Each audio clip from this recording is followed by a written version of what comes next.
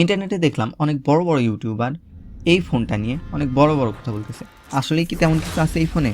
কিন্তু এই ফোনে এমন কিছু বিষয় রয়েছে যা জানলে হয়তো আপনি এই ফোনটি নেবেন না, আর এই কথা কেউ বলেনি। তো কি সেই বিষয়টি? এই ভিডিওতে আমরা সেই বিষয়টি নিয়েই আলোচনা করব। চলুন ভিডিওটি শুরু করা যাক। ফার্স্ট অফ অল, ডিজাইন ও বিল্ড কোয়ালিটির কথা বলতে গেলে ফোনটি বেশ স্লিম। এটি 163.7 মিলিমিটার লম্বা, 75.9 মিলিমিটার চওড়া ও এর থিকনেস 6.7 মিলিমিটার। ফোনটি বেশ পাতলা হয়, আমার তো প্রোটেকশনের বিষয়ে সন্দেহ হচ্ছে। যাই হোক, এতে রয়েছে IP64 এর রেটিং, তার মানে পানিতে ভিজালে সমস্যা নেই। ডিসপ্লের কথা বলতে গেলে এই ফোনে মূলত ডিসপ্লের উপরই ফোকাস দেওয়া হয়েছে। এখানে 144 হার্জের অ্যামোলেড 1.5K ডিসপ্লে রয়েছে, যা 1 বিলিয়ন কালার সাপোর্ট করে। এখানে 1600 nits HBM, 4500 nits peak brightness রয়েছে। এর বেজেল মোটামুটি পাতলা ও symmetrical. Display size 6.78 inch, 89.3% screen to body ratio ও পিক্সেল 1224x720 এবং এর ডেন্সিটি 440 PPI। এর রেশিও 20:9। এতে কর্নিং গরিলা গ্লাস 7i এর প্রোটেকশন রয়েছে। তবে যেই প্রোটেকশনই থাক, আমি বলবো আলাদা একটা প্রোটেকশন ব্যবহার করবেন, কারণ ফোনটা ও টাকা আপনার। অনেক ইউটিউবার হাত থেকে টেবিলে ফোন ফেলে দেখায় ফোনটা শক্ত।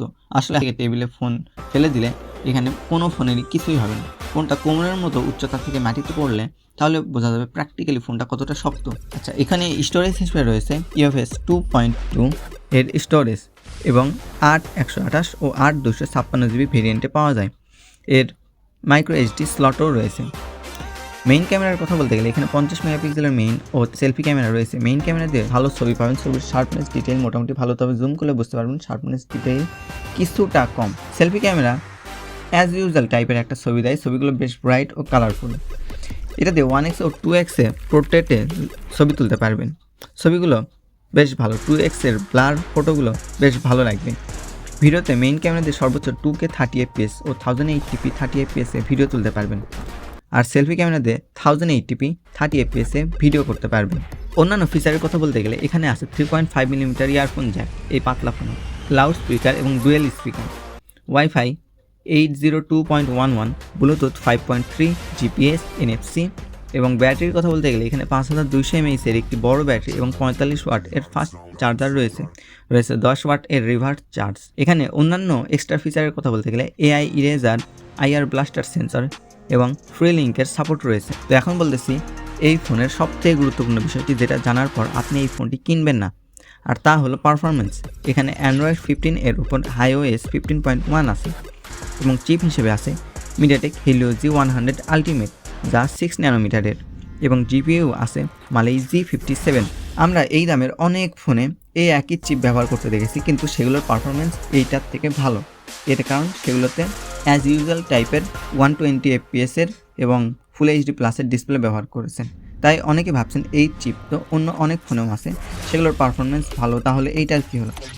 সমস্যা আছে। এই চিপ 1.5K ও 144 হার্টজ সাপোর্ট করে না। এই জন্য টেকনো এখানে T1 চিপ নামে আলাদা একটা চিপ ব্যবহার করেছে, যা আপনাকে 144 হার্টজ অল্প কিছু জায়গায় দেবে।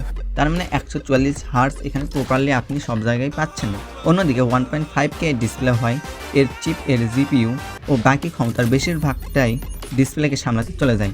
আমরা জানি ফোনের চিপের বেশিরভাগ ক্ষমতা লাগে ডিসপ্লে ও গ্রাফিক্স সামলাতে, আর এখানে তো ডিসপ্লেতে বেশির উপরও বেশি দেওয়া আছে, যার জন্য এই চিপের পারফরমেন্স অনেকটাই কমে যায়। তাই এই ফোনটা নর্মালের থেকে বেশি গরম হচ্ছিল।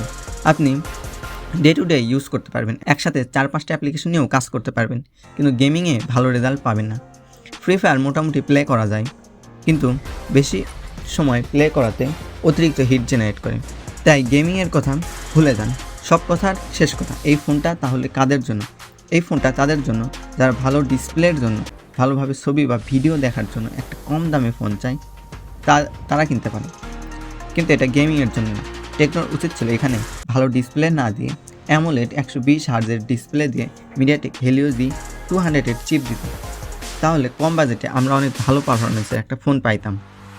আপনারা এখানে ভালো গেমিংও পেতেন, পাশাপাশি ক্যামেরা দিয়ে 1080p 60fps ও 120 fps ভিডিও করতে পারবেন। তো যাই হোক, এইটাই মূলত এই ফোনের খারাপ বিষয়। মানে আগেকার অনেক ফোনে যেই রকম কম দামের ফোনে সব কিছু বাইরে ঠিকঠাক রাখে ভিতরে সদরঘাট করে রাখতো, ওই বিষয়টা এইখানে অনেকটা হয়েছে। যাই হোক, এই ছিল আজকের ভিডিও। তো ভিডিওটি কেমন লাগলো আপনাদের, সাবস্ক্রাইব করে পাশে থাকবেন। সবাইকে ধন্যবাদ, দেখা হবে নতুন ভিডিওতে। ততক্ষণের জন্য সবাই ভালো থাকবেন, অনেক বেশি ভালো।